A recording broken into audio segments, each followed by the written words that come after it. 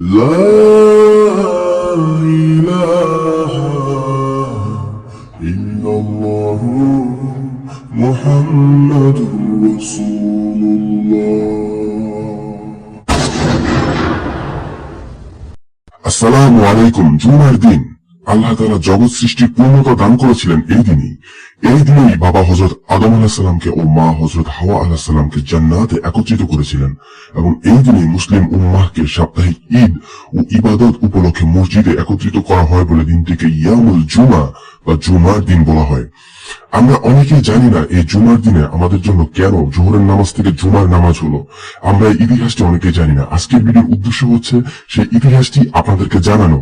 মালিক ইবনে শিহাব থেকে বর্ণনা করেছেন, তিনি ইবনে সাব্বাত থেকে বর্ণনা করেছেন, রাসূল সাল্লাল্লাহু আলাইহি ওয়াসাল্লাম কোন এক জুমার দিনে বললেন, হে মুসলিম সম্প্রদায়, আল্লাহ তাআলা এই দিনটিকে ঈদের দিন হিসেবে নির্ধারণ করেছেন।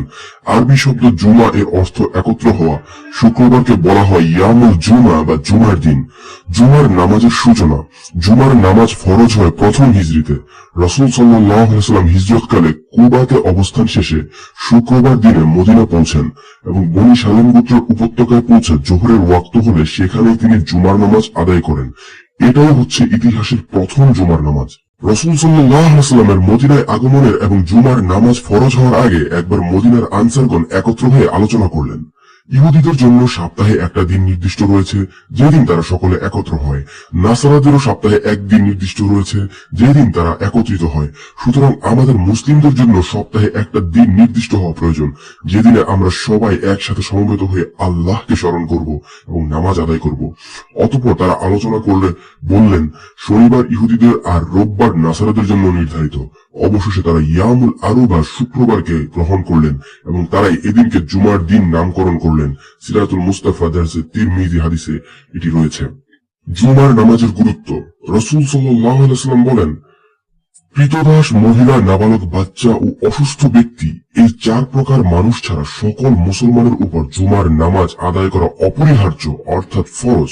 আবু দাউদ গ্রন্থের 1067 নম্বর হাদিস, মুসনাদের হাকিমের 1062 নম্বর হাদিস। হযরত আব্দুল্লাহ ইবনে আব্বাস রাদিয়াল্লাহু আনহু থেকে এই মর্মে হাদিস বর্ণিত হয়েছে যে রাসূল সাল্লাল্লাহু আলাইহি ওয়াসাল্লাম বলেছেন, যে ব্যক্তি কোনো শরীয়ত সম্মত কারণ ছাড়া জুমার নামাজ বর্জন করবে তার নাম মুনাফিক হিসাবে এমন দপ্তরে লিপিবদ্ধ হবে যা মুছে ফেলা হবে না এবং পরিবর্তনও করা যাবে না। তাফসিরে মাজহারি খণ্ড 9 পৃষ্ঠা 283। আমরা সবাই আজ থেকে জুমার নামাজ পড়ার চেষ্টা করব।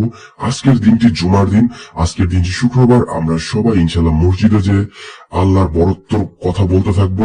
আমরা আল্লাহর বিধান মতো নামাজ আদায় করব, আল্লাহকে সন্তুষ্ট করার জন্য নামাজ আদায় করব।